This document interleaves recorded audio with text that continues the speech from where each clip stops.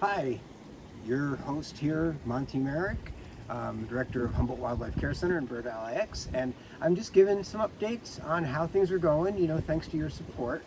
Right now, I'm standing next to, this is our fawn yard, so we treat anywhere from, 5 to 15 baby deer, fawns, every summer.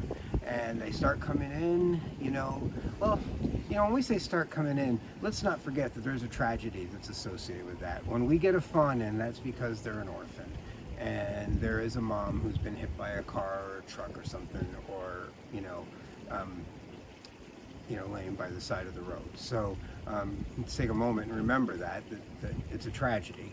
But what's not a tragedy is that when somebody helps us get one of those guys into care, they call us and we go out and get them, or they bring them to us, that guy has a second chance at life. And so this is where this happens. When they get here, at first, I can't show it to you right now because it's kind of barricaded, because we're in the middle of a construction project called Make This Thing Glorious. Anyway, the first thing we do is get them weaned onto a bottle. Not the easiest thing in the world to do, because he's a little fawn, and all he's known so far, or all she's known so far, is her mom. And getting them to accept a bottle from us is not the easiest thing. Getting them to even want to do anything is not the easiest thing. So the first thing we do is get them onto, and there's deer formulas. Many people use goat milk to replace deer milk, mom's milk. Once we get them onto our milk replacer that we're using, the next thing we have to do is get them onto a bottle rack. So first we coax them into drinking from a bottle, and then we coax them into drinking from a bottle rack so that we don't have to interact with them, because deer will start to follow you around very fast if you're not careful. And a deer who is habituated is a deer who's not going to be able to make it in the wild. So, and every deer that we admit we're planning for that deer to be released back into a wild and free life.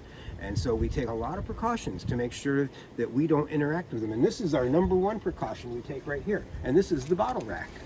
We come out, we put the bottles in here, the deer come up to it and drink from the bottles, and while they're doing that, we close that lid and they drink from bottles without seeing us. And that's a really important part of the puzzle. Let's go take a look at the inside of that place though now.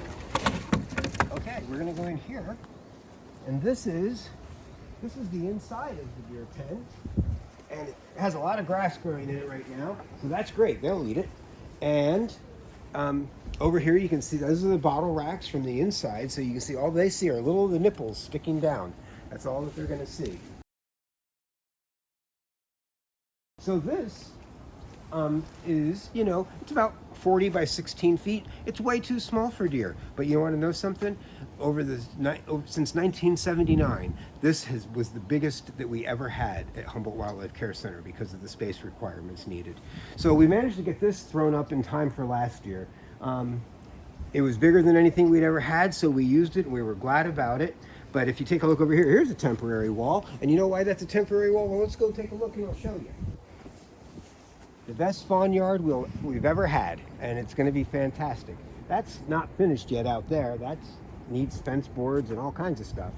And we have to there's things we have to do to get this ready. We have to get some stuff out of here, get those compost bins out of here. We are going to open that wall up that I showed you in the other side. And this is going to be 5,000 square feet of fawn yard. It's the best we've ever had. And why do we have it? Because we moved here and we own this property. And why do we do that? Because of you guys. You did that. You made that happen. Really appreciate all of the support that you have provided, and it's going to be glorious to finally have fawn raised by us. That's not so glorious.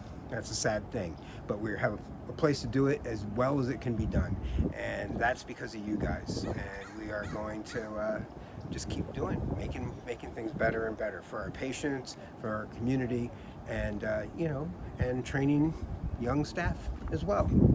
And we're doing it all here, and we're doing it on your dime, and that is a fact. And so I really appreciate those dimes, and please keep them coming.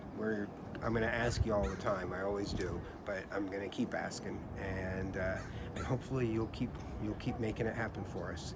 So thanks to you, you know, it's working.